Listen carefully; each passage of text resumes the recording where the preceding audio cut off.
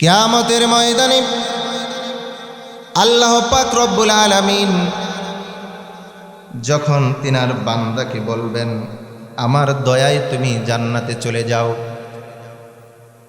ওই বান্দাটি এমন আবেদ বান্দা ছিল, এই পৃথিবীর জমিনে একটি গুনাহ করে নাই। সুবহানাল্লাহ বলুন। সারা জীবন আল্লাহর ইবাদতে কাটিয়েছেন, তিনি তো জান্নাতের মেহমান হয়ে মৃত্যুবরণ করেছেন। আল্লাহ পাক রব্বুল আলামিন কিয়ামতের ময়দানে ঘোষণা দিবেন, ও বান্দা, আমার দয়ায় তুমি জান্নাতে চলে যাও। আল্লাহর বান্দা ডাক দিয়ে বলবেন, রব্বুল আলামিন, কেন গো আজকে তোমার দয়ায় জান্নাতে যাব? আমি তো দুনিয়াতে কোনো গুনাহ করি নাই। আর আল্লাহ রব্বুল আলামিন তো ঘোষণা করেছেন, যারা দুনিয়াতে ইবাদত করবে তাদেরকে আল্লাহ জান্নাত দেবে। কোরআনুল কারীমে রব্বুল আলামিন বলেন, ফাদখুলি ফি ইবাদি ওয়াদখুলি জান্নাতি। আল্লাহ তাআলা কোরআনুল কারীমের মধ্যে বলেন, ফাদখুলি ফি ইবাদি ওয়াদখুলি জান্নাতি। যারা ইবাদত করবে তারা জান্নাতে দাখিল হবে। সুবহানাল্লাহ। কিয়ামতের ময়দানে আল্লাহর বান্দা ডাক দিয়ে বলবেন, রব্বুল আলামিন, তুমি তো বলেছো যারা নেক কাজ করবে তুমি তাদেরকে দেখা যাবে।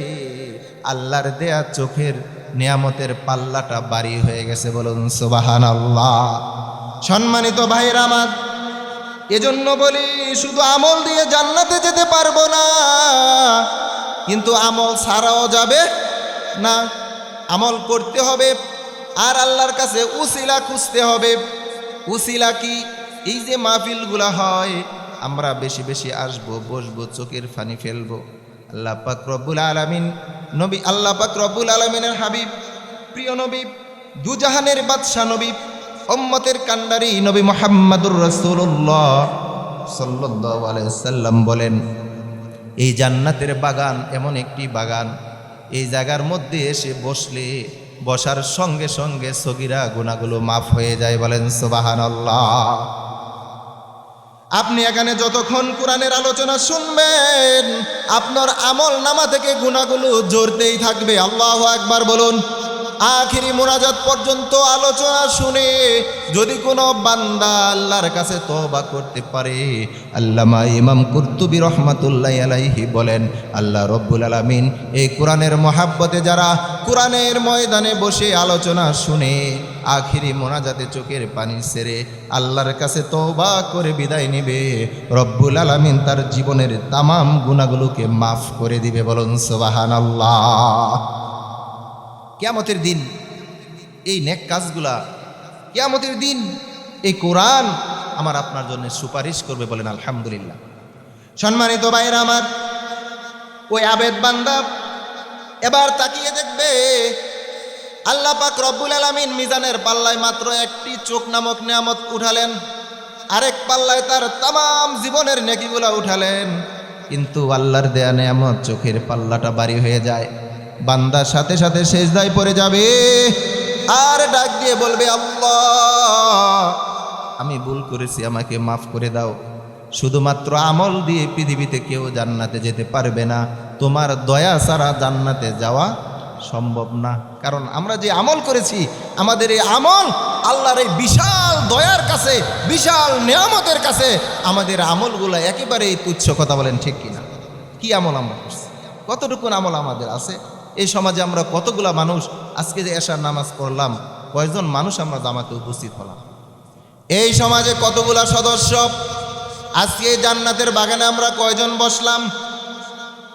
কয়জন ফজরের নামাজ পড়লাম? কয়জন জোহরের নামাজ পড়লাম? কি দিয়ে আল্লাহর সামনে দাঁড়াবো? কি নিয়ে দাঁড়াবো? সম্মানিত ভাইয়েরা আমার, এজন্য আমি আজকে আলোচনার চমৎকার একটি বিষয় সিলেক্ট করেছি। যদি সময় কিছুক্ষণ সময় যদি পাই, আপনাদের সম্মুখে সূরা বাকারার 28 নম্বর আয়াত থেকে কিছু কথা বলবো। আল্লাহ রব্বুল আলামিন যেন এখান থেকে আয়াতকে সামনে রেখে আমাকে কিছু কথা বলা এবং আপনাদেরকে শোনা এবং সবাইকে আমল করার তৌফিক দান করে জোরে বলুন আমিন।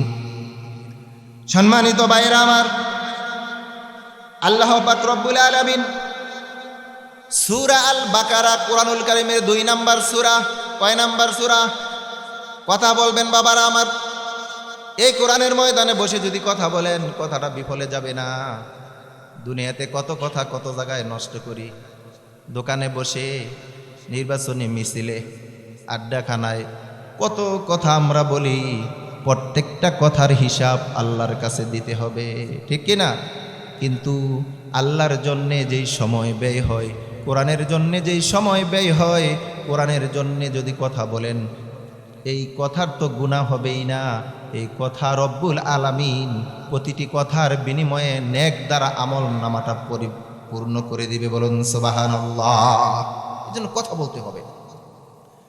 আল্লাহ পাক রব্বুল আলামিন সূরা বাকারার 28 নম্বর আয়াতে বলতেছেন, যারা পারেন আমার সাথে পড়ুন, কাইফা তাকফুরুনা বিল্লাহি ওয়া কুনতুম আমওয়াতাম ফাআহইয়াকুম থুম্মা ইউমীতুকুম থুম্মা ইউহয়ীকুম থুম্মা ইলাইহি তুরজাউন।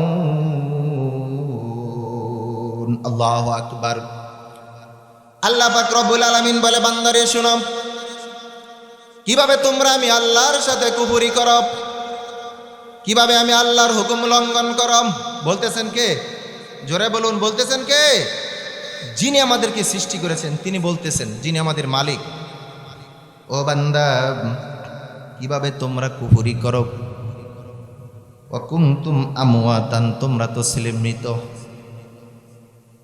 ফাআহইয়াকুম, আমি রব্বুল আলামিন তোমাদেরকে জীবন দান করেছি। ও সাতিয়ানির মুসলমান, সকলে জবান খুলে বলুন, আমাদের জীবন যিনি দান করেছেন তিনি কে? আল্লাহ পাক বলছেন, তোমরা ছিলে মৃত, তোমরা দুনিয়াতে ছিলে না, তোমাদের প্রাণ ছিল না, তোমরা ছিলে নিষ্প্রাণ। আমি রব্বুল আলামিন তোমাদেরকে জীবন দান করেছি। সুম্মা ইউমীতুকুম, আবার তোমাদেরকে মৃত্যু দান করব। আমার ভাইরা, আমাদের জীবন দিয়েছেন আল্লাহ, আবার মৃত্যু যিনি দিবেন তিনিও কে? আল্লাহ পাক বলছেন, বান্দা শোনো আমার হুকুম কিভাবে তোমরা লঙ্ঘন করো। তোমরা ছিলে না, আমি তোমাদেরকে জীবন দান করেছি, আবার তোমাদেরকে মৃত্যু দান করব।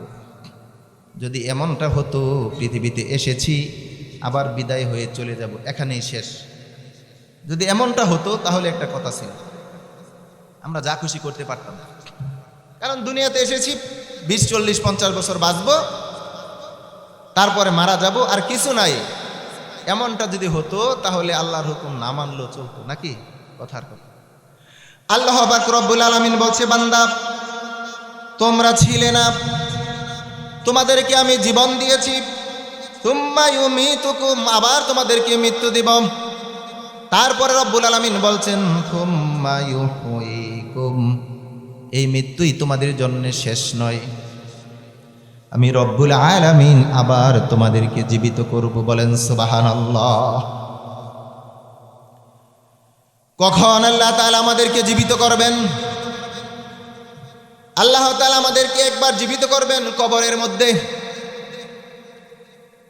আমাদের যখন মৃত্যু হয়ে যাবে, জানাজা শেষ করে আবার আপনার লাশটাকে যখন অন্ধকার কবরে রেখে আসা হবে, মানুষগুলা 40 কদম যাওয়ার পরে এই অল্প সময়ের ভিতরে কবরে ফেরেশতা চলে আসবে, আমাদেরকে জীবিত করবে। মানুষ মৃত্যুর পরে তার রুহটা চলে যায় সিজ্জিনে অথবা ইল্লিনে। মুমিন বান্দার রুহ চলে যায় ইল্লিনে, আল্লাহর জান্নাতে, আর পাপী বান্দার রুহ চলে যায় সিজ্জিনে, জাহান্নামে।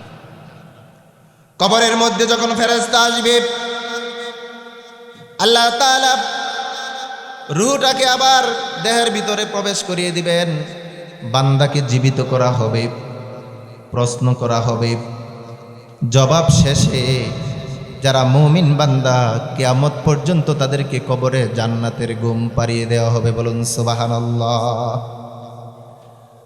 আবার আমাদেরকে জীবিত করা হবে ইয়াউমাল কিয়ামা, কিয়ামতের দিন। কোন দিন? কিয়ামতের দিন। ইসরাফিল আলাইহিস সালাম যখন সিংহায় ফুৎকার দিবেন, প্রলয় হয়ে যাবে, মহাপ্রলয়। ওই কঠিন কিয়ামতের ময়দানে তৃতীয় ফুৎকার যখন ইসরাফিল দিবেন, ওই ফুৎকারের সময় তাম পৃথিবীর মানুষগুলা মাটি থেকে মাটি ফেটে এমনভাবে দাঁড়াতে শুরু করে দিবে, আমরা মাটির ভিতরে বীজ বপন করলে যেমনি ভাবে মাটি দুই ভাগ হয়ে চারাগুলো উপরে গজায়, উপরে উঠে যায়। কিয়ামতের দিন আদম আলাইহিস সালাম থেকে শুরু করে কিয়ামত পর্যন্ত যত মানুষ পৃথিবীতে আগমন করেছে, ইসরাফিল আলাইহিস সালামের একটি ফুৎকারের সঙ্গে সঙ্গে তাম পৃথিবীর মানুষগুলা জমিন ফেটে কিয়ামতের ময়দানে দাঁড়িয়ে যাবে। বলুন সুবহানাল্লাহ। সে আল্লাহ পাক আমাদেরকে স্মরণ করিয়ে দিচ্ছেন, বান্দা কিভাবে তোমরা আমি আল্লাহর সাথে কুফরি করো। তোমরা ছিলে মৃত, আমি আল্লাহ জীবন দিয়েছি, আবার মৃত্যু দিব, আবার জীবিত করব। সুম্মা ইলাইহি তুরজাউন, আমি আল্লাহর কাছে তোমাদেরকে ফিরে আসতে হবে, এর বাইরে যাওয়ার কোনো জায়গা নাই। যতই বাহাদুরি করি, যতই ক্ষমতা দেখাই, আল্লাহ রব্বুল আলামিন যেদিন ডাক দিবেন সেদিন আমাদেরকে চলে যেতে হবে। কথা কোন ঠিক কিনা? এই বাচ্চাগুলো এখান থেকে একটু সরায় দেন। সম্মানিত ভাইরা আমার, আল্লাহ পাক রব্বুল আলামিন বলছে, বান্দা শোনো, হাল আতা আলাল ইনসানি হিনুম মিনাদ দাহরি লাম ইয়াকুন শাইআম মাযকুরা। ও বান্দা, স্মরণ করো সেই দিনের কথা। এই পৃথিবীর জমিনে তুমি তোমার জীবনের এমন একটি সময় অতিবাহিত হয়েছে যখন তুমি পৃথিবীতে উল্লেখযোগ্য কোনো বস্তুই ছিলে না, কেউ তোমাকে চিনত না, কেউ তোমার পরিচয় জানতো না। আজকে তুমি এমপি, আজকে তুমি মন্ত্রী, প্রধানমন্ত্রী, আজকে তুমি মেম্বার, চেয়ারম্যান, ইমাম সাহেব। তোমার গর্জনে, তোমার ভয়ে মানুষ থরথর করে কাঁপে, তোমার দাপটে এলাকায় থাকা যায় না। আল্লাহ পাক বলছেন, তোমার অস্তিত্ব এই পৃথিবীতে ছিল না। আমি আল্লাহ পাক রব্বুল আলামিন তোমাকে বানালাম, আমি আল্লাহ পাক তোমাদেরকে সৃষ্টি করলাম। যে জবান আল্লাহ আমাদেরকে দান করেছেন, জবান খুলে সবাই আওয়াজ দিয়ে বলুন, আমাদের সৃষ্টি করেছেন যিনি, তিনি কে? আল্লাহ পাক বলছেন, বান্দা আমি রব্বুল আলামিন তোমাদেরকে কেমনে বানালাম তোমরা কুরআনুল কারীম থেকে জানো। রব্বুল আলামিন কুরআনুল কারীমের মধ্যে বলেন, ইন্না খালাকনাকুম মিন তুরাবিন সুম্মা মিন নুতফাতিন সুম্মা মিন আলাকাতিন সুম্মা মিন মুদগা। রব্বুল আলামিন বলেন, বান্দারে, ইন্না খালাকনাকুম, নিশ্চয়ই আমি তোমাদেরকে সৃষ্টি করেছি, মিন তুরাবিন, মাটির উপাদান দিয়ে। আল্লাহ পাক আমাদেরকে মাটি দিয়ে বানাইছেন। কি দিয়ে বানাইছেন? মাটি হতে জন্ম তোমার, মাটিতে মরণ, মাটি হতে উঠতে হবে রাখিও স্মরণ। ঠিক কিনা? মাটি দিয়ে আল্লাহ বানাইছেন, মাটিতেই শোয়াবেন কবরে, আবার সেই মাটি থেকে আমাদেরকে উঠাবেন। আল্লাহ পাক বলছেন, তোমাদেরকে বানালাম মাটির উপাদান দিয়ে। এক ফোঁটা বীর্য মায়ের গর্ভের ভিতরে আমি রব্বুল আলামিন, এখানে কোটি কোটি প্রাণ ছিল, তা থেকে একটি প্রাণ আমি রেখেছি। এক ফোঁটা বীর্য, এক ফোঁটা পানিকে আমি রব্বুল আলামিন রক্তের জমাটে পরিণত করেছি। আল্লাহ পাক রব্বুল আলামিন বলছেন, সুম্মা মিন নুতফাতিন সুম্মা মিন আলাকাতিন সুম্মা মিন মুদগা। এক ফোঁটা পানি আমি রক্তের জমাটে পরিণত করলাম, সেই রক্ত থেকে মায়ের পেটের ভিতরে আমি আল্লাহ পাক রব্বুল আলামিন গোস্ত বানালাম। কচি কচি হাড় বানালাম, রগ দিলাম, চামড়ার ছাউনি দিলাম। রব্বুল আলামিন বলছেন ফাকাসাউনাল ইযামা লাহমা, রক্ত দিয়ে, গোস্ত দিয়ে, রগ দিয়ে, চামড়ার ছাউনি দিয়ে মায়ের পেটের ভিতরে বড় সুন্দর করে আমি রব্বুল আলামিন তোমাকে বানাইছি। কোন সুবহানাল্লাহ। আল্লাহ পাক বলেন ফি করারিম মাকিন, একটি সুরক্ষিত জায়গায় তোমাকে আমি রেখেছি 10টি মাস। মায়ের পেট এমন একটি সুরক্ষিত জায়গা, এমন একটি আইসিইউ, এমন একটি দামি আইসিইউ পৃথিবীতে দ্বিতীয়টি কেউ আবিষ্কার করতে পারে নাই, পারবেও না। আল্লাহ পাক রব্বুল আলামিন বলে বান্দারে, মায়ের পেটের ভিতরে বড় সুন্দর করে আমি তোমাকে বানাইছি। কত সুন্দর করে বানাইছি জানো নি? রব্বুল আলামিন কোরআনে বলেন লাকাদ খালাকনাল ইনসানা ফি আহসানি তাকওয়িম।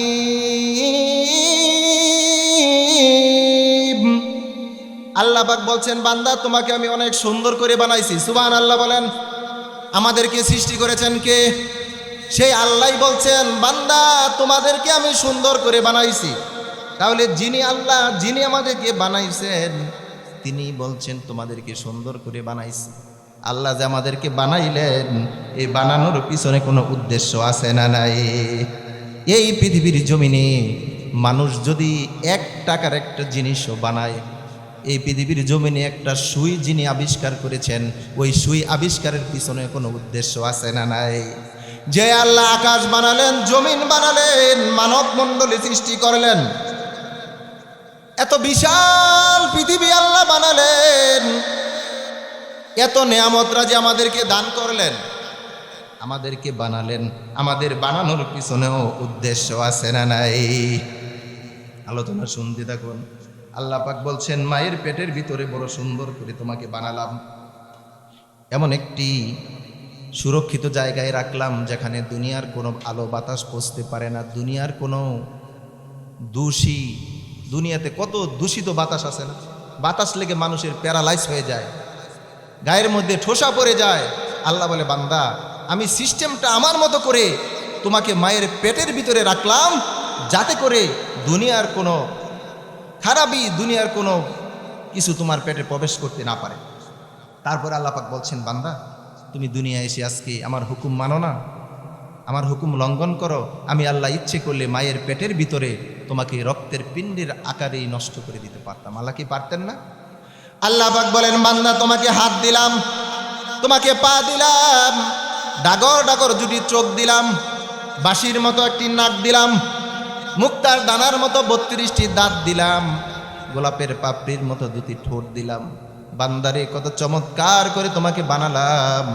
আমি আল্লাহ রব্বুল আলামিন ইচ্ছে করলে মায়ের পেটের ভিতর থেকে যখন তুমি দুনিয়াতে আগমন করেছো, আমি ইচ্ছে করলে তোমাকে মরা সন্তান হিসাবে আনতে পারতাম। পারতেন না? মরা সন্তান কি হয় না? আল্লাহ পাক বলে বান্দা ইচ্ছে করলে তোমাকে বোবা বানায় আনতে পারতাম।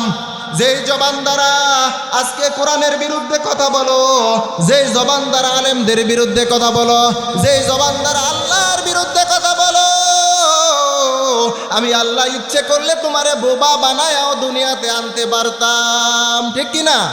আল্লাহ কি পারতেন না? আচ্ছা বোবা মানুষ আপনারা দেখছেন না?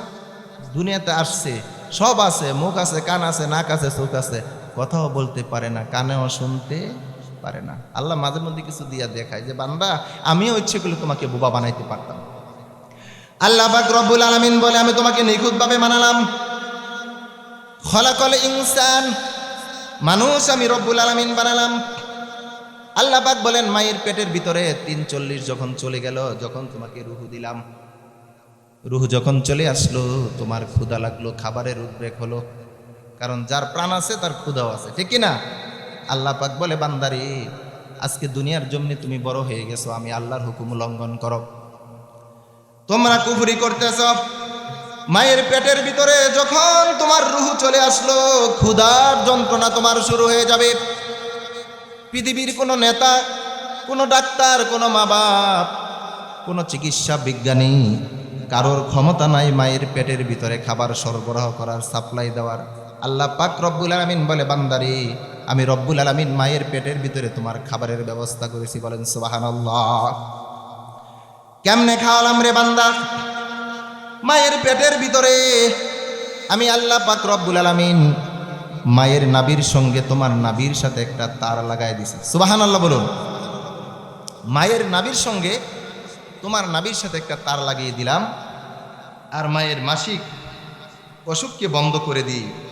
নাভির ভিতর দিয়ে মায়ের রক্ত বের করে তোমার শরীরে চিকন একটা তার দিয়ে মায়ের রক্তটা তোমার দেহের ভিতরে নাভি দিয়ে প্রবেশ করে আমি রব্বুল আলামিন মায়ের পেটের ভিতরে তোমাকে খাবার সাপ্লাই দিয়েছি। বলুন সুবহানাল্লাহ। আল্লাহ পাক রব্বুল আলামিন বলে, বান্দারে রক্তটা মুখে লাগাই নাই, মায়ের গর্ভের ভিতরে রব্বুল আলামিন এইভাবে মুখটাকে তালাবদ্ধ করে রেখেছেন। আল্লাহ তাআলা বলেন, বান্দা মায়ের পেটের ভিতরে নাভি দিয়ে খাবার সাপ্লাই করলাম, মুখটাকে তালাবদ্ধ করে পবিত্র রেখে দিলাম, যাতে করে দুনিয়ায় আসার পরে আমি আল্লাহর বানানো জবান দ্বারা আমি আল্লাহর নামের জিকির করতে পারো। বলেন সুবহানাল্লাহ। আল্লাহ পাক রব্বুল আলামিন বলে, বান্দারে তুমি যখন মায়ের পেটে ছিলাম তোমার খাবারের ব্যবস্থা আমি করেছি। সম্মানিত ভাইরা আমার, আজকে আমরা আল্লাহর হুকুম লঙ্ঘন করতেছি। বেশি কিছু রিসার্চ করার দরকার নাই। শুধু 10টা মাস মায়ের পেটে আমরা কিভাবে ছিলাম, আল্লাহ কিভাবে আমাদেরকে বাঁচিয়ে রেখেছেন, এই বিষয়টা নিয়ে যদি একটু পড়াশোনা করেন, একটু গবেষণা করেন, আপনার চোখ খুলে যাবে। আপনি কোনো দিন আল্লাহর সাথে নাফরমানি করতে পারবেন না। আমরা তো গবেষণা করি না, কোরআন হাদিস গবেষণা করি না, আমরা গবেষণা করি দুনিয়ার উপন্যাস, দুনিয়ার ইতিহাস। আজ থেকে 600 বৎসর পূর্বে একজন বিজ্ঞানী ছিলেন। কোরআনের কথা বললে অনেকের কাছে একটু জ্বলে, এমন মানুষ পৃথিবীতে আছে না? আমার দেশের কথা বাদ দিয়ে, এলাকার কথা বাদ দিয়ে, কোরআনের হক কথা বললে কিছু মানুষের গায়ে লাগে, এমন কিছু মানুষ আছে না? আবার বিজ্ঞানের কথা বললে আমাদের কাছে খুব ভালো লাগে। আসলে বিজ্ঞান কোরআনের সাথে সাংঘর্ষিক। এই পৃথিবীতে সবচাইতে বড় বিজ্ঞান হচ্ছে কোরআনুল কারীম। বলুন সুবহানাল্লাহ। মানুষ যাতে এই কথা বলতে না পারে যে কোরআনে বিজ্ঞান নাই, এজন্য রব্বুল আলামিন সূরা ইয়াসিন নাজিল করে জানিয়ে দিয়েছেন, ইয়াসিন ওয়াল কুরআনিল হাকীম। আল্লাহ বলছেন ইয়াসিন ওয়াল কুরআনিল হাকীম, এটা হচ্ছে বিজ্ঞানময় কিতাব। বলুন সুবহানাল্লাহ। আজ থেকে 600 বছর পূর্বে একজন বিজ্ঞানী, তার নাম ছিল উইলিয়াম হার্ভে। তিনি মায়ের পেটের ভিতরে বাচ্চা কিভাবে 10টি মাস থাকেন, কিভাবে বড় হয়, আল্লাহ তাআলা কিভাবে রাখেন, এই জিনিসটি নিয়ে গবেষণা করতে শুরু করে দিলেন। দিনের পর দিন, মাসের পর মাস, বছরের পর বছর তিনি গবেষণা করে পৃথিবীবাসীর কাছে এমন একটি রিপোর্ট উপস্থাপন করলেন। তার গবেষণা দেখে তৎকালীন সময়ে 22 জন বিজ্ঞানী কালিমা পড়ে মুসলমান হয়ে যায়। বলুন সুবহানাল্লাহ। তিনি গবেষণা সমাপ্ত করতে পারেন নাই, দুনিয়া থেকে চলে গেছেন। তার 300 বছর পরে আল নাফিস নামক একজন বিজ্ঞানী উইলিয়াম হার্ভের রেখে যাওয়া অসমাপ্ত গবেষণাটুকু সমাপ্ত করার জন্য তিনি গবেষণা করতে শুরু করে দিন। দিনের পর দিন, মাসের পর মাস, বছরের পর বছর গবেষণা করতে করতে এমন রিপোর্ট পৃথিবীবাসীর সামনে দিলেন। তার রিপোর্ট দেখে 17 জন খ্রিস্টান বিজ্ঞানী কালিমা পড়ে মুসলমান হয়ে যায়। বলুন সুবহানাল্লাহ। আল নাফিস চিন্তা করলেন, মায়ের পেটের ভিতরে বাচ্চাটা রব্বুল আলামিন কিভাবে রাখে একটু দেখি। তিনি গবেষণার এক পর্যায়ে দেখলেন, মায়ের পেটের ভিতরে বাচ্চা প্রতিদিন 5 বার মাথাটা নিচের দিকে ঝুঁকায় দেয়। আল্লাহু আকবার বলুন। এবার আল নাফিস চিন্তা করলেন, আর একটু গবেষণা করতে হয়। তিনি গবেষণা করে দেখলেন, মায়ের পেটের ভিতরে বাচ্চা কোন সময় মাথাটা সামনের দিকে ঝুঁকায়। তিনি গবেষণা করে দেখলেন, সকাল 10টার সময় বাচ্চাটা মাথা ঝুঁকায় না, বিকাল 3টার সময় মাথা ঝুঁকায় না, রাত্র 12টার সময় মাথা ঝুঁকায় না। আল নাফিস তিনি গবেষণা করে দেখলেন, মসজিদে যখন 5 বার আজান হয়, মুয়াজ্জিন যখন হাইয়া আলাস সালাহ, হাইয়া আলাল ফালাহ বলে ডাক দেয়, দৈনিক 5 বার 5 ওয়াক্ত নামাজের সময় মায়ের পেটের ভিতরে বাচ্চা মাথাটা ঝুঁকায়া আল্লাহকে সিজদা দেয়। কোন সুবহানাল্লাহ। আল্লাহ পাক প্রত্যেকটা বান্দা বান্দিকে মায়ের গর্ভে থাকা অবস্থায় ইবাদত শিখিয়ে দিচ্ছেন, প্র্যাকটিস করে দিচ্ছেন। বলুন আল্লাহু আকবার। এজন্যই তো নবীজি বলেছেন, কুল্লু মাউলুদিন ইউলাদু আলাল ফিত্র, প্রত্যেক সন্তান ফিতরাতের উপর জন্মগ্রহণ করে। ইহুদি হোক, খ্রিস্টান হোক, মাসুম বাচ্চা দ্বারা দুনিয়াতে আগমন করে। প্রত্যেকটা সন্তান নিষ্পাপ অবস্থায়, পবিত্র অবস্থায় পৃথিবীতে আগমন করে। বলুন সুবহানাল্লাহ। সম্মানিত ভাইয়েরা আমার, আল্লাহ পাক রব্বুল আলামিন বলে, বান্দা, মায়ের পেটের ভিতরে তোমাকে বানালাম, তারপরে কি করলাম? সুম্মা নুখরিজুকুম তিফলা, বাচ্চার আকারে আস্তে করে মায়ের পেট থেকে দুনিয়াতে নিয়ে আসলাম। সুবহানাল্লাহ বলে। আল্লাহ পাক বলেন, দুনিয়াতে যখন আসলে তখন তুমি কেমন ছিলে? আজকে তুমি বড় হয়েছ, আজকে তোমার অনেক শক্তি, অনেক ক্ষমতা, অনেক টাকা। আল্লাহর আইনকে তুমি তাওয়াক্কুই করো না। নামাজ নাই, রোজা নাই, দাড়ি নাই, টুপি নাই, আলেমদের দেখলেই মোল্লা বলে গালি দাও, ঠাট্টা বিদ্রুপ করো। ও বান্দা, তুমি যখন দুনিয়াতে আসছিলা তখন তোমার অবস্থাটা কেমন ছিল? একটু চিন্তা করে দেখো তো। আল্লাহ পাক রব্বুল আলামিন কুরআনুল কারীমের মধ্যে বলেন, আল্লাহু আখরাজাকুম মিন বুতুনি উম্মাহাতিকুম লা তা'লামুনা শাইআ। আল্লাহ পাক বলে, বান্দারে, তুমি যখন দুনিয়ার জমিনে আসলে তোমার অবস্থাটা এমন ছিল, তোমার কোনো হুঁশ ছিল না, তোমার কোনো জ্ঞান ছিল না, তুমি কথা বলতে পারতে না। আমরা কি দুনিয়াতে এসে কথা বলতে পারতাম? যদি ক্ষুধা লাগতো তাহলে কি মাকে বলতে পারতাম, মা খাবার দাও? আল্লাহ বলে, বান্দারে, তোমাকে এমন অবস্থায় দুনিয়াতে আনলাম যখন তোমার কোনো হুঁশ ছিল না, তোমার কোনো জ্ঞান ছিল না, তোমার কোনো কথা বলার ভাষা ছিল না। ক্ষুধার যন্ত্রণায় যদি তুমি মরেও যেতে, টে করে কান্না ছাড়া তোমার কোনো ভাষা ছিল না। কথা কোন ঠিক কিনা? আল্লাহ পাক রব্বুল আলামিন বলে, বান্দারে, তোমার মুখে ভাষা নেই বলে আমি আল্লাহ রব্বুল আলামিন তোমার মায়ের অন্তরের মধ্যে এমন এক দুর্বিন্ত মহাব্বত তৈরি করে দিয়েছি। আমি জানি তুমি কথা বলতে পারবে না, বাবাকে ডাকতে পারবে না, মাকে ডাকতে পারবে না। প্রচণ্ড শীতের মধ্যে তুমি শুয়ে আছো, প্রস্রাব পায়খানা করে শরীরটা ভিজে গেছে, ঠান্ডা লাগতেছে, তুমি বলতেও পারবে না। এজন্য আমি রব্বুল আলামিন তোমার এমন রব, আমি রব্বুল আলামিন তোমার এমন মালিক, আমি আল্লাহ তোমার এমন স্রষ্টা, আমি আল্লাহ পাক রব্বুল আলামিন তোমার মায়ের কলিজায় একটা মহাব্বত সৃষ্টি করে দিয়েছি। আল্লাহু আকবার বলুন। এই মহাব্বতটা পৃথিবীর আর কারো কলিজায় নাই। বাবার কলিজায়ও মায়ের মতো মহাব্বত সন্তানের জন্য নাই। আমার ভাইয়েরা, আল্লাহ পাক বলেন, বান্দা, মার কলিজায় মহাব্বত সৃষ্টি করে দিয়েছি। মা থাকে রান্না করে, মা থাকে কাজে কর্মে, মা থাকে ওয়াশরুমে, সন্তান ঘরের মধ্যে শুয়ে আছে। সন্তান যদি একটু কান্না করে, অন্য মানুষ শুনুক বা না শুনুক, সন্তানের কান্নার সাথে মায়ের কলিজার মধ্যে এমন একটি কানে আল্লাহ রব্বুল আলামিন এমন একটি তার লাগিয়ে দিয়েছেন। সন্তান যখন কাঁদে, কান্নার আওয়াজ যখন মায়ের কানে যায়, হাজারো কাজ পেলে মা দুঃখিনী সন্তানকে বুকের সাথে জড়িয়ে নেয়। কথা কোন ঠিক কিনা? এই যে কানেক্টটা, এটা কোথা থেকে আসছে জানেন?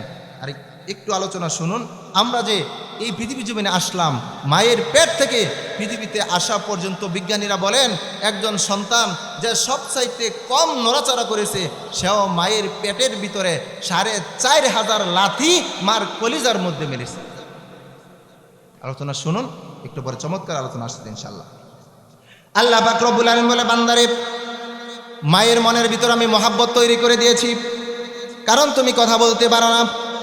আল্লাহ তাআলা বলেন, শুধু মহাব্বত তৈরি করি নাই, ও বান্দা, কাইফা তাকফুরুনা বিল্লাহ, কেমনে তোমরা কুফরি করো? দুনিয়ার জমিনে যখন আসলে, দুনিয়ায় আসার পরে তোমার খাবারের ব্যবস্থা আমি আল্লাহ করেছি। আমি আল্লাহ জানি তুমি দুনিয়ার ভাত খেতে পারবে না, রুটি খেতে পারবে না। ছোট অবস্থায় দুনিয়ার খাবার কি আমরা খেতে পেরেছি? আল্লাহ পাক বলেন, দুনিয়া আসার পরে তুমি কি খাবে সেই চিন্তা তো তোমার নেতা করে নাই, তোমার মা বাবা করে নাই, পৃথিবীর কেউ করে নাই। আমি রব্বুল আলামিন জানি পৃথিবীতে জন্মগ্রহণ করার সাথে সাথে তোমার খাবারের প্রয়োজন। এজন্য আমি আল্লাহ পাক রব্বুল আলামিন মায়া করে, দয়া করে তোমার জন্মের ৬ মাস পূর্বে তোমার মায়ের বুকের উপরে তোমার খাবার গরম করে আমি রব্বুল আলামিন রিজার্ভ করে রেখে দিয়েছি। বলুন না সুবহানাল্লাহ, আল্লাহু আকবার। কোন আল্লাহর সাথে আমরা কুফরি করছি? মায়ের বুকের দুধ যদি না থাকতো আমরা কি বাঁচতে পারতাম? আল্লাহ পাক বলেন, বান্দা, মায়ের বুকের দুধ একটা বাচ্চার জন্য, সন্তানের জন্য এই পৃথিবীর যত রোগ আছে সমস্ত রোগের প্রতিষেধক। বলুন আল্লাহু আকবার।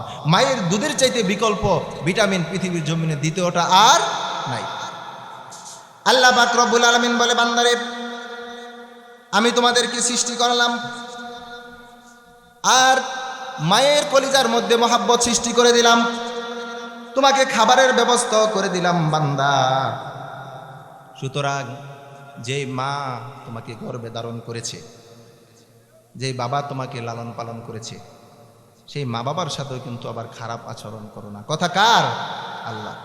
আল্লাহ পাক বলছেন, বান্দা তুমি, কিতাবের ভিতরে পাওয়া যায় যে এই পৃথিবীর জমিনে একটা সন্তান যখন আগমন করেছে, একটু আগে যে কথাটা বললাম, বিজ্ঞানীরা রিসার্চ করে দেখেছেন যে একজন শিশু যখন মায়ের গর্ভে থাকে, তার যে ডিম্বাণুটা, যে থলিটা, এটা মাত্র 10 থেকে 12 ইঞ্চি, কিন্তু একটা সন্তান যখন পৃথিবীতে আগমন করে তার সাইজটা হয় 18 থেকে 20 ইঞ্চি। বিজ্ঞানীরা রিসার্চ করে দেখেছেন, কিতাবের ভিতরে পাওয়া যায় সন্তানের বয়স 6 থেকে 7 মাস হলে রব্বুল আলামিন সন্তানের দেহটাকে ঘুরাইয়া সন্তানের পা দুটা মার কলিজার দিকে সেট করে দেয়। সন্তান একটু বড় হয়, মার কলিজায় একটা লাথি মারে, আর একটু বড় হয় আরেকটা লাথি মারে, আর একটু বড় হয় আরেকটা লাথি মারে, কলিজাটা একটু একটু উপরে উঠে। বিজ্ঞানীরা বলেন কম করে হলো যে সন্তান পেটের ভিতরে কম নড়াচড়া করেছে, একটা মার কলিজায় সে 4500 লাথি দিয়েছে। এর মধ্যে 3টা লাথি সবচেয়ে বড়, সংক্ষেপে বলে দেই। 3টার মধ্যে প্রথম যেই লাথিটা সন্তান মায়ের ডেলিভারির পূর্বক্ষণে মায়ের পেটের মধ্যে মারে, একটা লাথির সাথে সাথে মায়ের পেটের 52টা পর্দা ফেটে যায়, বলেন আল্লাহু আকবার। দ্বিতীয় লাথির সাথে সাথে জয়ারুর 7টি পর্দা ফেটে যায়। তৃতীয় লাথির সাথে সাথে মায়ের কলিজাটা ফেটে 2 ভাগ হয়ে যায়। কোন সুবহানাল্লাহ। তো মা বাঁচে কিভাবে? বিজ্ঞানীরা দেখলেন যে আল্লাহ পাক রব্বুল আলামিন সন্তানটাকে যখন দুনিয়াতে আনলেন, আনার পরে সন্তান সর্বপ্রথম একটা আওয়াজ দেয়, উম্মা করে। শুনেছেন আপনারা? এই আওয়াজটা দেয়। বিজ্ঞানীরা বলেন আল্লাহ পাক রব্বুল আলামিন এই আওয়াজটাকে মায়ের কান দিয়ে ঢুকায়া মায়ের কলিজার মধ্যে লাগায়া দেয়। সন্তানের প্রথম ডাক উম্মা যখন মায়ের কলিজার ভিতরে প্রবেশ করে, যেই লাথি মারার কারণে যেই কলিজাটা ফেটে গেছে, কোনো অপারেশন লাগে না, কোনো ডাক্তার লাগে না, কোনো বিজ্ঞানী লাগে না, আওয়াজটা কান দিয়ে কলিজায় পৌঁছানোর সঙ্গে সঙ্গে রব্বুল আলামিন কলিজাটাকে সেলাই করে দেয়। কোন সুবহানাল্লাহ। আল্লাহ পাক বলছেন, বান্দা মার সাথে খারাপ আচরণ করা যাবে না, বাবার সাথেও খারাপ আচরণ করা যাবে না। আল্লাহ নিজে ওয়াজ করতেছেন মা বাবা সম্পর্কে। আল্লাহ পাক রব্বুল আলামিন বলছেন, ওয়াকাদা রাব্বুকা আল্লা তা'বুদু ইল্লা ইয়াহু ওয়া বিল ওয়ালিদাইনি ইহসানা। আল্লাহ পাক রব্বুল আলামিন বলছেন, আমি রব্বুল আলামিনের পক্ষ থেকে ফয়সালা, আমি রব্বুল আলামিন তোমাদেরকে আইন করে দিলাম। এই পৃথিবীর জমিনে আইন মানতে হবে একজন, আর তিনি কে? আল্লাহ বলছেন, ওয়াকাদা রাব্বুকা আল্লা তা'বুদু ইল্লা ইয়াহু ওয়া বিল ওয়ালিদাইনি ইহসানা।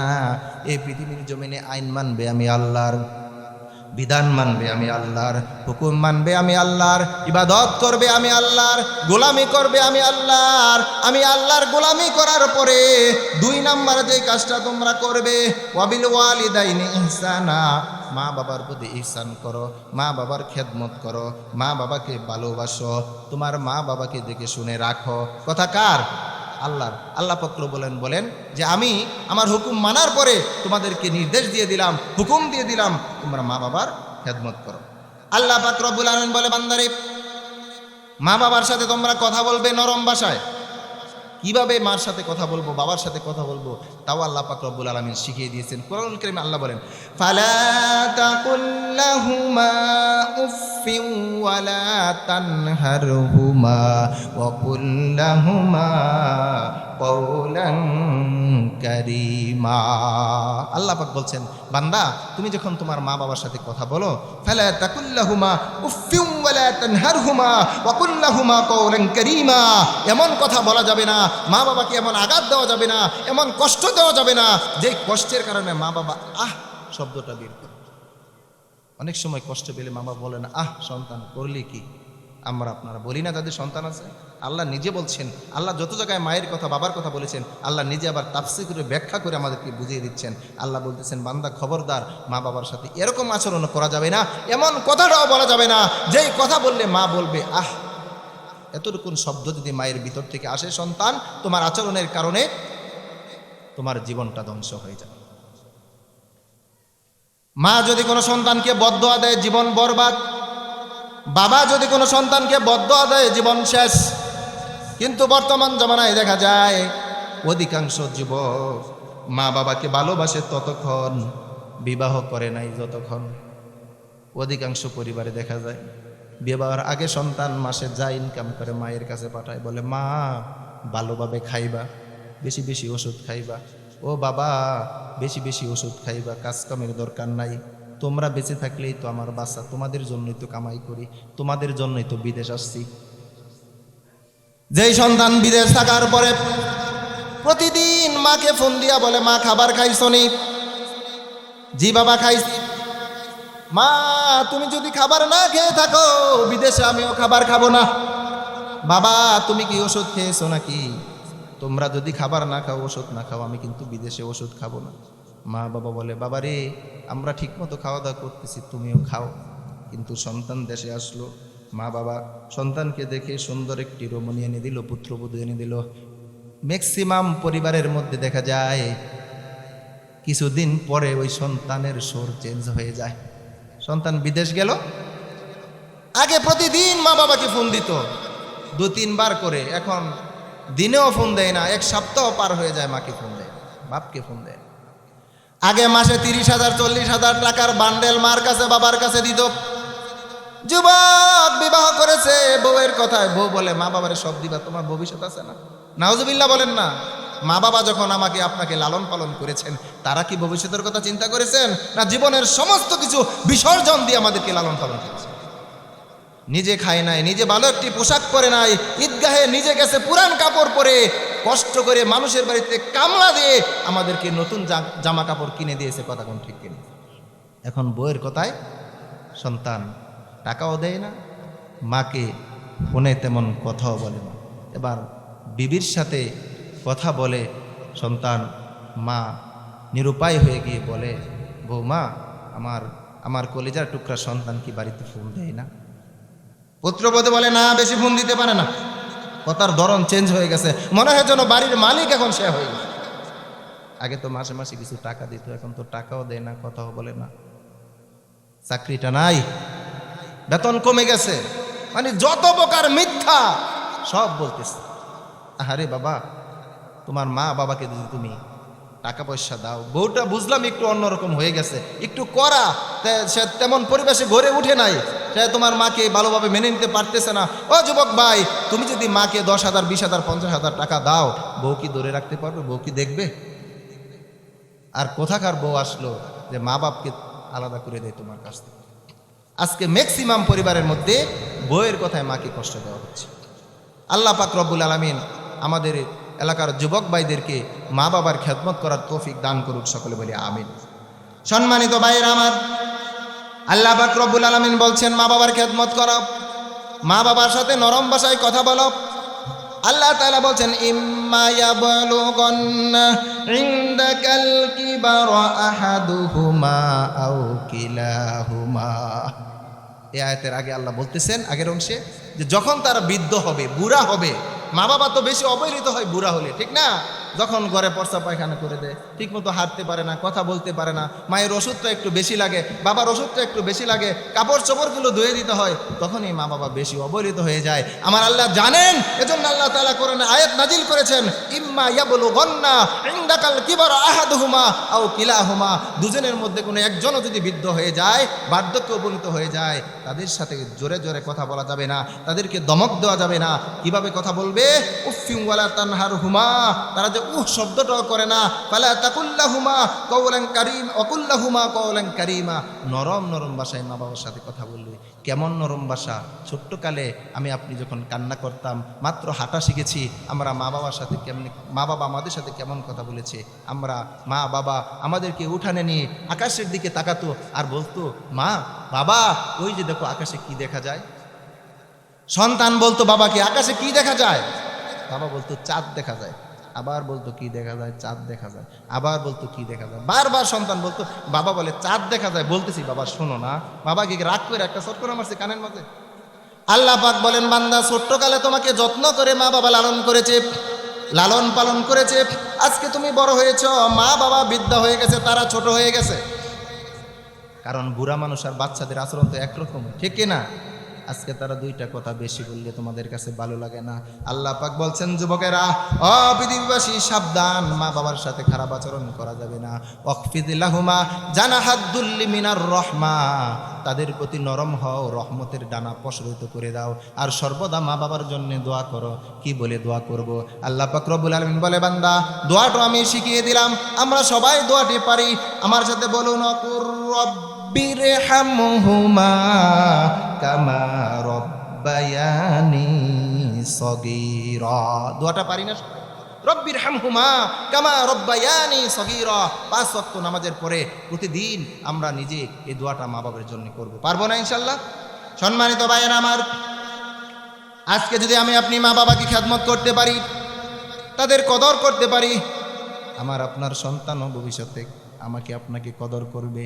আর আমি আপনি যদি মা বাবাকে খাবার না দেই, বাড়ি থেকে বের করে দেই, তাদেরকে অবহেলা করি, আমার আপনার যেই সন্তান পৃথিবীতে বড় হচ্ছে, ভবিষ্যতে তারা আপনাকে আমাকে গার ধাক্কা দিয়ে বাড়ি থেকে বের করে দিবে।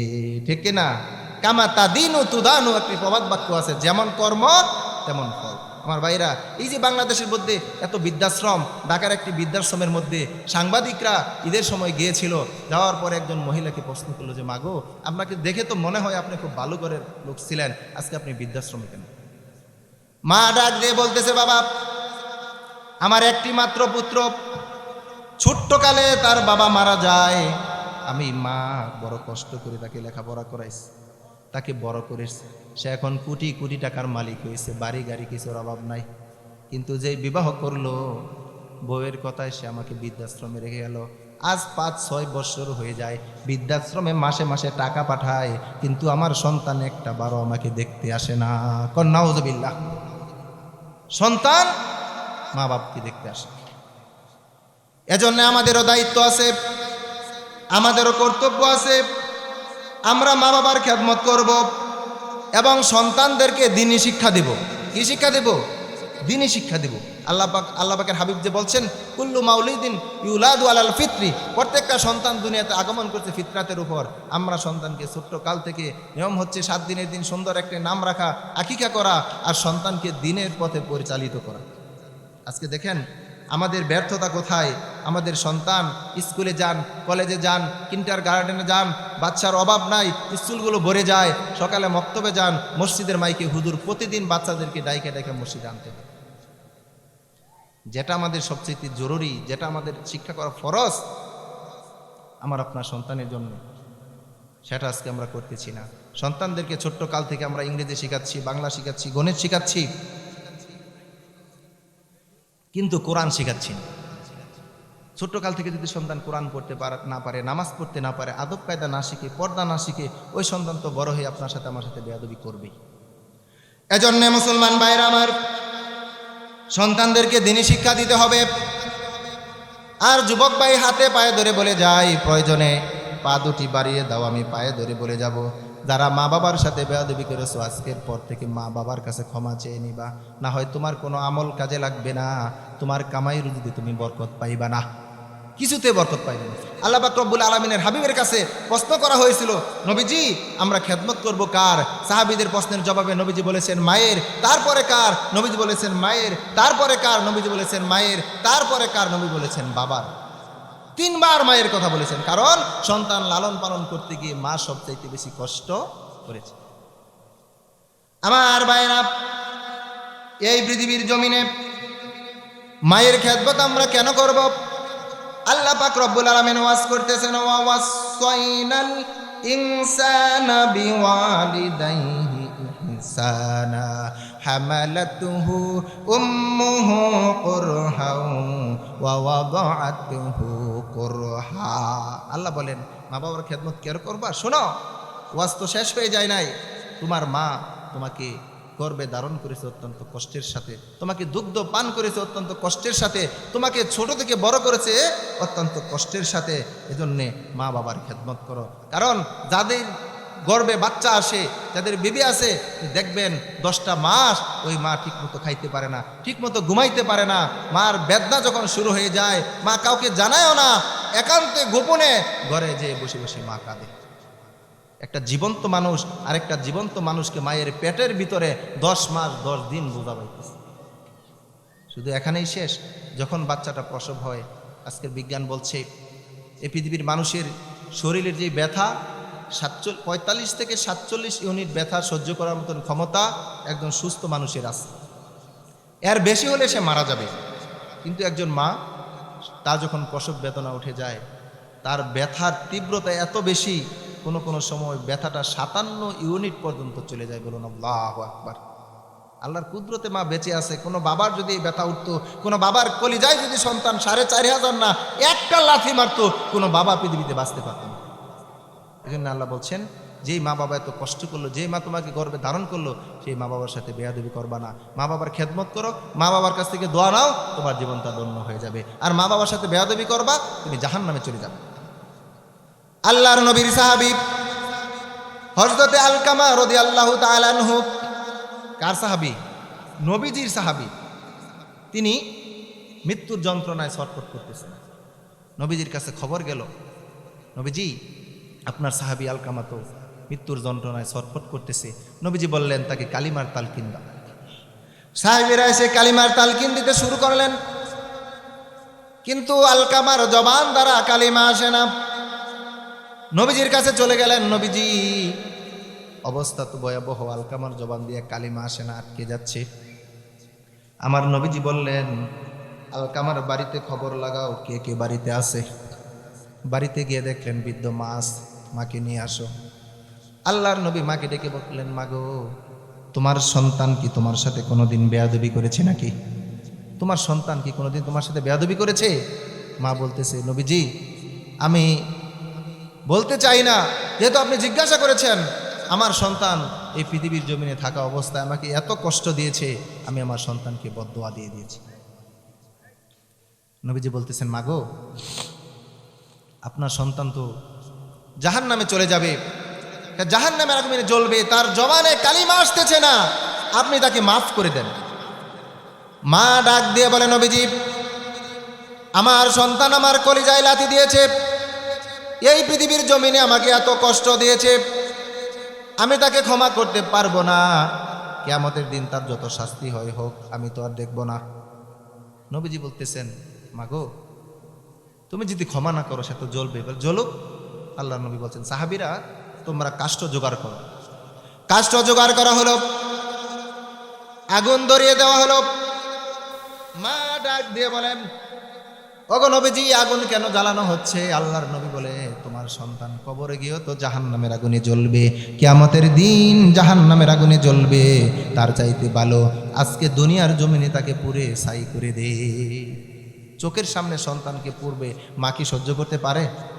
মা বলতেছে, নবী গো, আমার সন্তান আমাকে অনেক কষ্ট দিয়েছে, আমি নিয়ত করেই নিয়েছি আমার সন্তানকে আমি ক্ষমা করব না, কিন্তু আমার কলিজার দন 7 রাজার দন তাকে আমার সামনে পুড়িয়ে শেষ করে দিবেন, এটা আমি সহ্য করতে পারবো না। ওগো নবী, আমি ঘোষণা দিলাম, আমি আমার সন্তানকে মাফ করে দিলাম। কিতাবের ভিতরে পাওয়া যায়, মা মাফ করার সঙ্গে সঙ্গে আলকামার জবান দিয়ে বের হয়ে গেল, আশহাদু আল্লা ইলাহা ইল্লাল্লাহু ওয়াহদাহু লা শারীকা লাহু ওয়া আশহাদু আন্না মুহাম্মাদান আবদুহু ওয়া রাসূলুহু। কালিমা নসিব হয়ে গেছে। এ থেকে কি বোঝা যায়? মা বাবা যদি নারাজ থাকে, মৃত্যুর সময় কালিমাও নসিব হবে না। সম্মানিত ভাইরা আমার, মা বাবার খেদমত করলে জান্নাত পাওয়া যায়। মা বাবা খুশি তো আল্লাহ খুশি, মা বাবা বেজার তো আল্লাহ বেজার। এজন্যে মা বাবাকে কষ্ট দেওয়া যাবে? আরে যাদের মা বাবা নাই তারা বুঝে মা বাবা কি জিনিস। আমি আপনি বাড়িতে গেলে মাকে মা বলে ডাকতে পারবো, বাবাকে বাবা বলে ডাকতে পারবো, কিন্তু যার মা দুঃখিনী নাই, যার বাবা নাই, হাজারো ডাক দিলে কি তারা আসবেনি? তাদেরকে পাবো খুঁজে? পাওয়ার কোনো সুযোগ নেই। এজন্য যাদের মা বাবা নাই, মা বাবার জন্য বেশি বেশি দোয়া করবেন, বাবার কথা বেশি বেশি স্মরণ করবেন। বাবা তুমি কেমন আছো? ছোট্ট মাটির ঘরে তোমার কথা হৃদয়ে মাঝে পড়ছে বারে বারে। বাবা তুমি কেমন আছো? ছোট্ট মাটির ঘরে তোমার কথা হৃদয়ে মাঝে পড়ছে বারে ভারে। বাবা গো বাবা, বাবা গো বাবা, কত আদর কত স্নেহ তোমার কাছে পেলাম, সব হারিয়ে আজকে আমি নিঃস্ব হয়ে গেলাম। ঠিক কিনা? বাবার মতো আদর কেউ করে? সব হারায় ফেলছে, তারা বাবাকে হারায় ফেলছে। সম্মানিত ভাইরা আমার, আল্লাহর পয়গম্বর হযরতে মূসা আলাইহিস সালাতু ওয়াস সালাম তিনি আল্লাহকে ডাক দিয়ে বললেন তুর পাহাড়ে যে। পয়গম্বর মূসা আলাইহিস সালাম তুর পাহাড়ে যে আল্লাহর সাথে সরাসরি কথা বলতেন, এজন্য তার লকব হলো কালিমুল্লাহ। আল্লাহ পাক রব্বুল আলামিনকে ডেকে বলতেছেন, ওগো আল্লাহ, জান্নাতে আমার সাথে কে থাকবে, আমার পাশাপাশিতে আমার পড়শি কে হবে, এমন একজন ব্যক্তি আমি দুনিয়ায় থাকা অবস্থায় তার সাথে সাক্ষাৎ করতে চাই। আল্লাহ পাক রব্বুল আলামিন বলে, মূসা রে, তোমার সাথে জান্নাতে যে তোমার প্রতিবেশী হবে তাকে তুমি দেখতে চাও, তাহলে চলে যাও অমুক বাজারে। ওই বাজারে একটি কসাই আছে, কসাই গরুর গোশত বিক্রি করে। ওই কসাই জান্নাতে তোমার সাথী হবে। মূসা নবী চিন্তা করলেন, আমি মনে মনে ভাবলাম জমানার কোনো বড় আলেম, বড় বুজুর্গ মানুষ জান্নাতে আমার সাথী হবে, তো একটা কসাই সে আমার সাথী হয় কিভাবে? আল্লাহ পাক বললেন, তুমি যাও, তার আমল দেখো। পয়গম্বর আরবি হযরত মূসা আলাইহিস সালাতু ওয়াস সালাম চলে গেলেন, খুঁজতে খুঁজতে কসাইকে পেলেন। পরিচয়টা গোপন রেখে দিলেন। পরিচয় গোপন রেখে ওই কসাইয়ের কাছে বসে তার মেহমান হয়ে গেলেন। তিনি দেখলেন, চিন্তা করলেন, আজকে আমি তার বাড়িতে যাব, কি এমন আমল সে করে, কোন কারণে আমার সাথে সে জান্নাতে যাবে। সারাটা দিন বসে রইলেন। কসাই সারাদিন গোশত বিক্রি করে, কিছু কিছু নরম গোশতের টুকরা এক পাশে রেখে দেয়। বিকেল বেলা ওই গোশতের টুকরোগুলো ব্যাগের মধ্যে করে নিয়ে বাড়িতে চলে গেলেন। সঙ্গে গেলেন পয়গম্বর মূসা আলাইহিস সালাম। বাড়িতে যাওয়ার পরে পয়গম্বরকে একটি রুমের মধ্যে বসতে দিলেন। ওই কসাই কি করলেন, ওই যে গোশতগুলো পাতিলের মধ্যে দিয়ে নিজে রান্না করলেন, নরম করে রান্না করলেন। নরম নরম রুটি বানালেন। নরম নরম রুটি বানাইয়া নরম গোশত, তিনার ঘরে ছিল তার বৃদ্ধা মা, চোখে দেখে না, উঠতেও পারে না, বসতেও পারে না। মাকে ডাক দিলেন, মা গো, তোমার খাবার রেডি হয়েছে। মায়ের পাশে বসে গেলেন। মায়ের মাথাটাকে সন্তানের উরুর মধ্যে রেখে দিলেন। নিজের কোলে শোয়াইয়া নরম নরম গোশতগুলা মার মুখের মধ্যে দেয়, নরম নরম রুটিগুলা মার মুখের মধ্যে দেয়। মা দুগিনি চিবায় চিবায় খায়, আর চোখ বেয়ে বেয়ে পানিগুলো পড়তে থাকে। খাবার যখন শেষ হয়ে যায়, মা দুঃখিনী ডাক দিয়ে বলে, সন্তান রে, আমাকে যায় নামাজের মধ্যে বসায়া দাও, আর আমাকে কেবলামুখী করে দাও। মা কেবলামুখী হয়ে বসে দুটি হাত তুলে আল্লাহর কাছে দোয়া করে, আল্লাহ, আমার এখন যে অবস্থা, চোখে দেখি না, উঠতে পারি না, বসতেও পারি না। আমার সন্তান বড় কষ্ট করে নিজে গোশত পাকাইয়া রুটি বানাইয়া নিজ হাতে আমাকে খাওয়াইয়া দিতেছ। প্রতিদিন তাকে স্বপ্নে দেখাচ্ছেন জাহান্নামের আগুনে পুড়ে তার শরীরটা একেবারে আঙ্গার হয়ে গেছে। হযরত বাইজিদ বুস্তামি রহমাতুল্লাহ আলাইহি জিজ্ঞাসা করলেন, ভাই, তোমার এমন অবস্থা কেন? তুমি কে? তোমাকে তো চিনি না। ওই জাহান্নামী বান্দা বলতেছে, ওগো আল্লাহর ওলি, ওগো বাইজিদ, আমি জাহান্নামের আগুনে পুড়তে পুড়তে এমন অবস্থা আমার হয়ে গেছে। তবে আমি এতটুকুন সংবাদ পেয়েছি, দুনিয়ার জমিন আমার একটি কন্যা সন্তান আছে, একটি মাত্র কন্যা সন্তান। একটি মাত্র কন্যা সন্তান। আল্লাহ পাক বলেছেন, আমার সন্তান যদি আমার জন্য কিছু দান করে, কিছু সাদাকা করে, তাহলে আল্লাহ পাক আমার কবরে আযাব মাফ করে দিবে। ওগো ভাইজি, আমার বাড়ি উমুক এলাকায়, উমুক গ্রামে, আমার মেয়ের নামটা উমুক, আপনি একটু যান, আমার মেয়েটাকে বুঝান, সে যেন আমার জন্য কিছু দান সাদাকা করে, সে যেন আমার জন্য কিছু দোয়া করে, সে যেন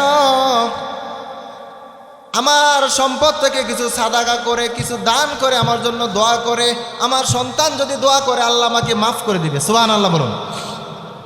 হযরত বাইজিদ বুস্তামি রহমাতুল্লাহ আলাইহি পরের দিন সকাল থেকে বের হয়ে গেলেন ওই ব্যক্তির মেয়েকে খোঁজার জন্যে। খুঁজতে খুঁজতে তালাশ করতে করতে তাকে গিয়ে পেলেন একটি সমুদ্রের তীরে। সমুদ্রের তীরে গিয়ে দেখেন ওই কন্যা, ওই মেয়েটি পানির সাথে খেলা করতেছে। এবার হযরত বাইজিদ বুস্তামি রহমাতুল্লাহ আলাইহি তিনি গিয়ে সালাম দিলেন।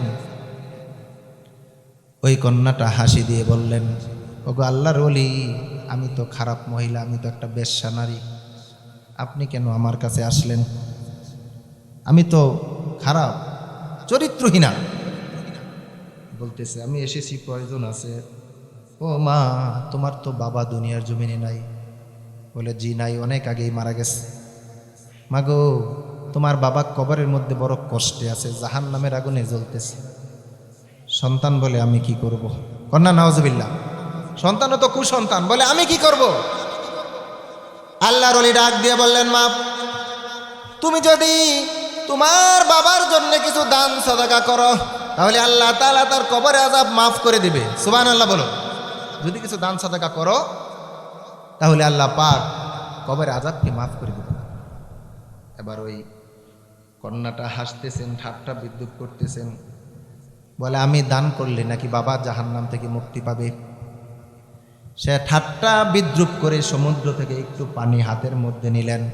হাতের মধ্যে একটু পানি নিয়ে এইভাবে পানিটা তীরের দিকে নিক্ষেপ করে বললেন, যা, আমি দান করলাম এই পানিটুকু। হযরত বাইজিদ বুস্তামি রহমাতুল্লাহ আলাইহি মনে বড় কষ্ট পেলেন।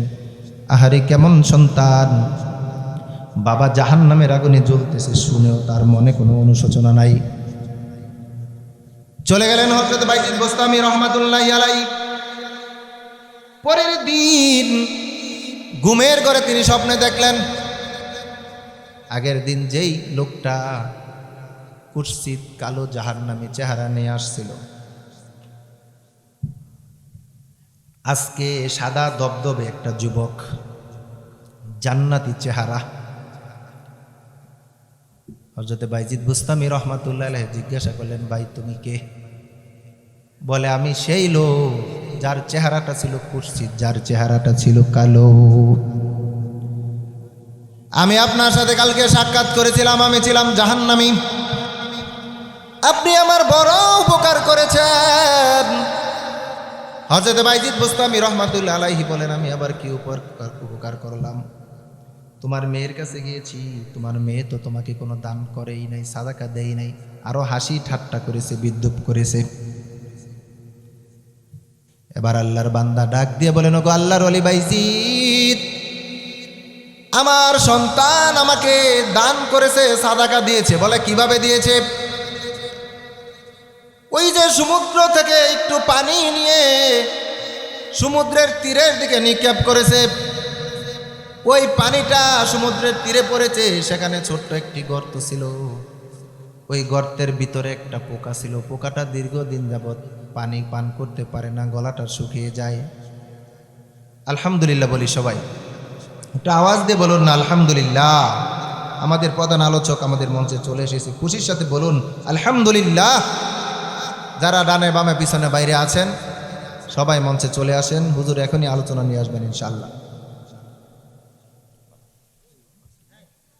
আমার ভাইরা, ওই জান্নাতি ব্যক্তিটা বলতেছে, ওই যে আমার মেয়েটা সমুদ্র থেকে একটু পানি সমুদ্রের তীরে মারলো, গর্তের ভিতরে ছোট্ট একটি পোকা ছিল, দীর্ঘদিন যাবৎ কোনো খাবার পায় না, কোনো পানি পায় না, কলিজাটা ফেটে যায় অবস্থা।